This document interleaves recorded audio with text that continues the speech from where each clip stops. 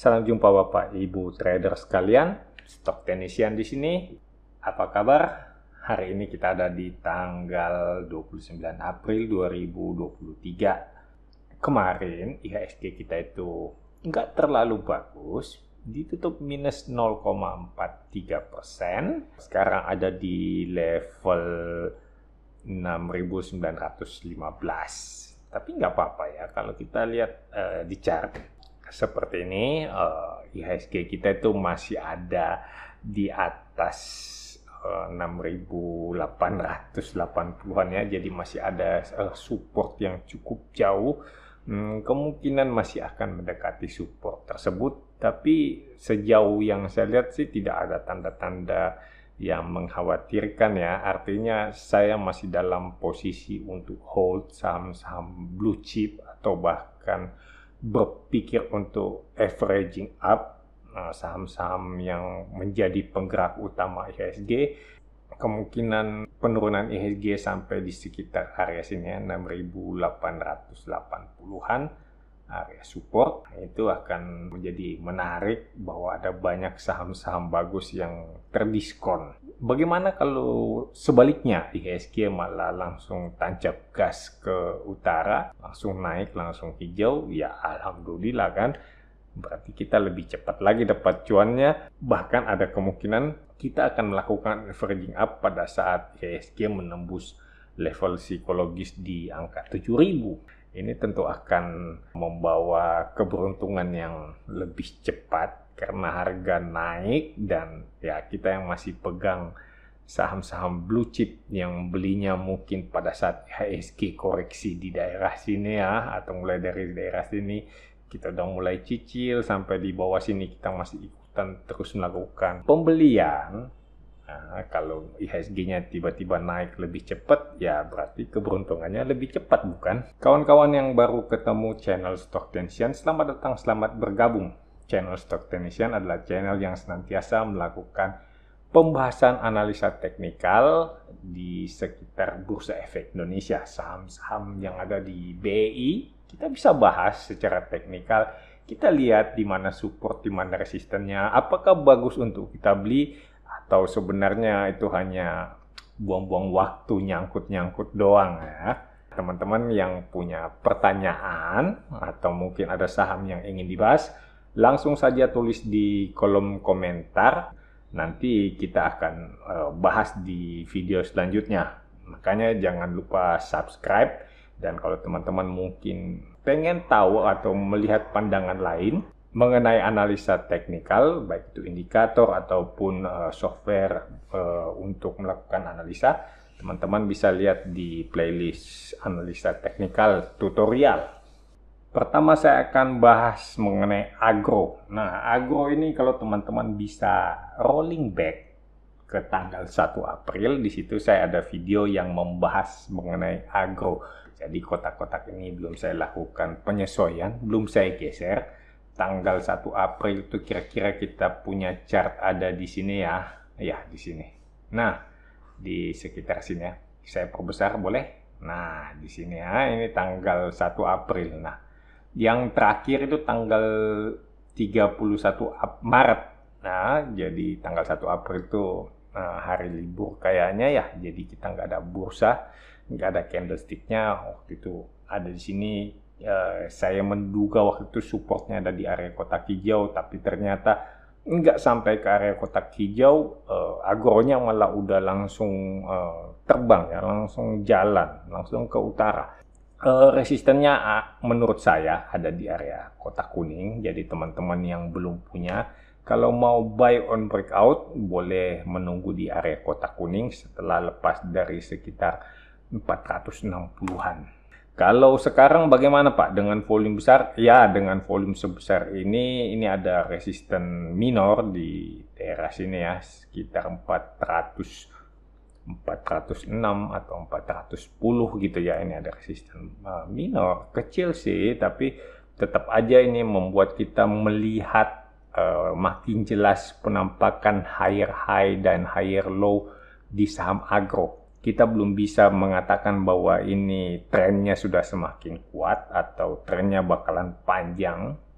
Kita nggak pernah tahu masa depannya, tapi kita bisa lihat indikatornya. Dari indikator MACD itu udah ada di atas 0, ada di sekitar angka 5,25, di atas 0 ya, lebih besar dari 0, dan dalam kondisi golden cross karena sinyalnya itu di angka 0,41. Kita bisa katakan kemungkinan besar agro ini masih akan jalan ke utara melihat indikasi yang diberikan oleh MACD.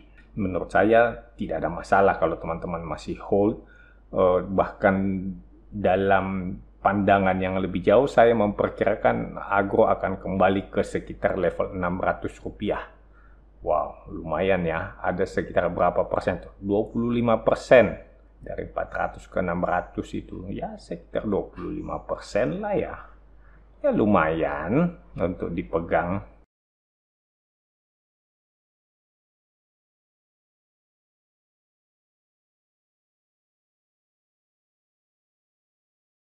Next, saya punya ASLC.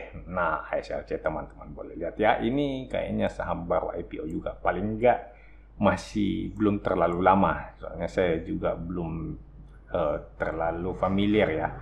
Jadi ini di IPO kan tanggal 25 Januari 2022. Sekitar 1 tahun yang lalu. 1 tahun lebih dikit ya.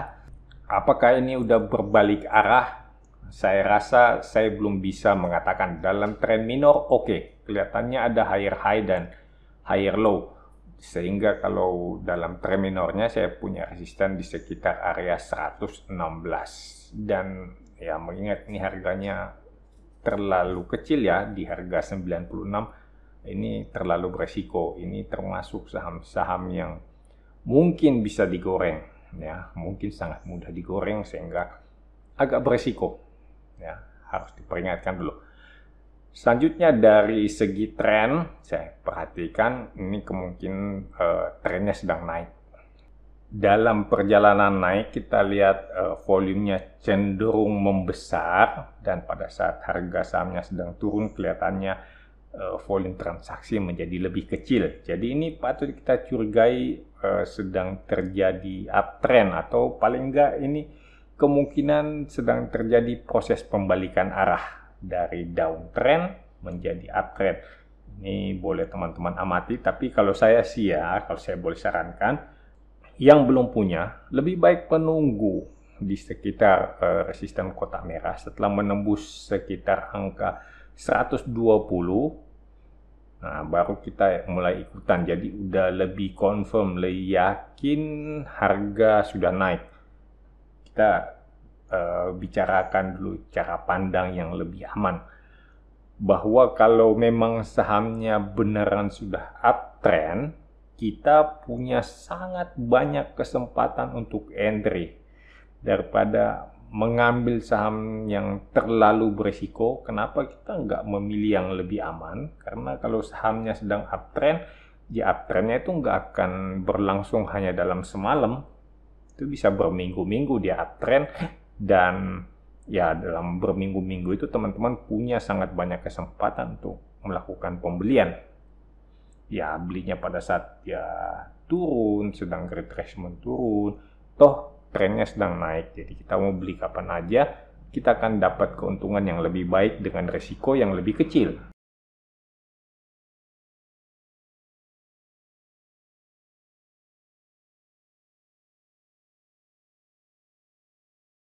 Berikutnya saya punya saham film. Nah, film dalam tren jangka pendek kelihatannya memang sedang naik, dan saya nggak tahu ya, kayaknya ini agak berbahaya karena kita lihat selama proses naiknya ini juga volume cenderung mengecil. Dalam proses naik di sini cenderung mengecil, dan ini dalam proses turunnya volumenya biasa-biasa aja. Jadi ini kemungkinan akan berlangsung cukup lama. Untuk teman-teman yang udah punya dan mungkin dalam kondisi nyangkut ya, saya nggak tahu. Kalau masih kecil sih, saya sarankan wait and see dulu untuk melihat support di 1600-an ini ya, 1610 gitu. Itu area support. teman-teman bisa lihat kalau memang masih kuat di 1600 ya mungkin bisa saja naik. Tapi sejauh ini sih belum kelihatan ya, karena ini percobaan menembus resisten area kotak merah itu belum sanggup, belum bisa ditembus, sehingga kita masih melihat kemungkinan atau masih jelas ini lower low dan lower high. Belum bisa kita katakan sudah berbalik. Nah, ini mungkin hanya retracement dari suatu tren turun. Jadi teman-teman mungkin mesti bisa berpikir lagi, kembali melihat, mungkin lebih waspada. Kalau teman-teman yang belum punya, mari kita sama-sama nunggu di sekitar support di area kotak kuning. Ya, kalau memang dia mantul dari area kotak kuning, bolehlah kita pertimbangkan untuk ikutan ambil cuan di saham film.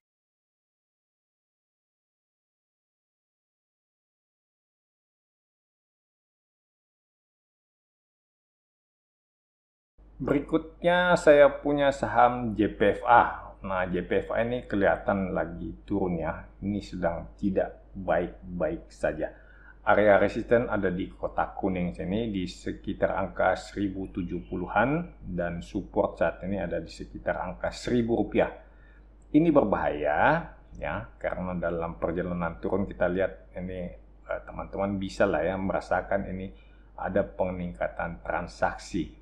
Terlihat dari dia punya moving average ini yang makin tinggi gitu ya. Jadi agak berbahaya buat teman-teman yang pegang saham Java karena ini masih dalam tren turun. Kalau misalnya teman-teman yang belum punya dan tertarik untuk beli sekedar dapat keuntungan singkat, mungkin teman-teman bisa beli di angka 1000 atau 990-an itu di area kotak hijau sini, untuk kemudian ikut kalau dia mantul. Ada kemungkinan dia mantul, dan kalau nggak mantul kan area kotak hijau itu juga kayaknya support, sehingga risiko nggak terlalu besar. Teman-teman bisa segera cut loss kalau harga turun di bawah 980-an itu ya udahlah cut loss. Risiko nggak terlalu besar. Itu. Jadi kalau teman-teman yang udah nyangkut, nah ini agak bahaya nih kalau udah nyangkut ya, karena ini sedang downtrend. Kalau belum terlalu besar, masih sanggup dihadapi, mending di cut loss. Karena kalau dia sedang downtrend, kita nggak tahu akan berapa lama dia turun. Mantulnya itu akan sampai di harga berapa. Belum bisa kita tentukan sekarang, karena kita lihat tekanan penjual cukup besar. Bahkan pembagian dividen di tanggal 17 April ini langsung turun jauh normal, dan itu langsung ikutan masih terus-terusan terjadi aksi jual. Mungkin di sini ini adalah pengumuman pembagian dividen, kemudian harga sempat merangkak naik, dan habis itu nggak sampai di pembagian dividennya harga udah turun lagi gitu. Jadi ini kayaknya memang masih downtrend, makanya teman-teman mesti lebih berhati-hati di saham JPFA. Saya kira untuk pembahasan hari ini cukup sampai di sini. Nah, tetap di channel Stock Technician. Ya, kalau teman-teman mau share, saya pikir lebih bagus share yang tutorial ya, yang analisa-analisa seperti ini. Kalau untuk kawan-kawan yang baru terjun ke dunia trading saham, ini agak berisiko karena belum terlalu tertata mindsetnya, sehingga mungkin belum tahu arahnya atau menyesuaikan cara tradingnya seperti apa. Bisa jadi kita share, kemudian kita nggak tahu profil risiko orang yang menerima. Bisa jadi mereka adalah day trader yang kemudian berpikiran untuk jual beli saham setiap hari. Tentu saja analisa-analisa dengan pola trend following atau swing trader seperti ini agak-agak sulit untuk diikuti. Salam cuan untuk kita semua.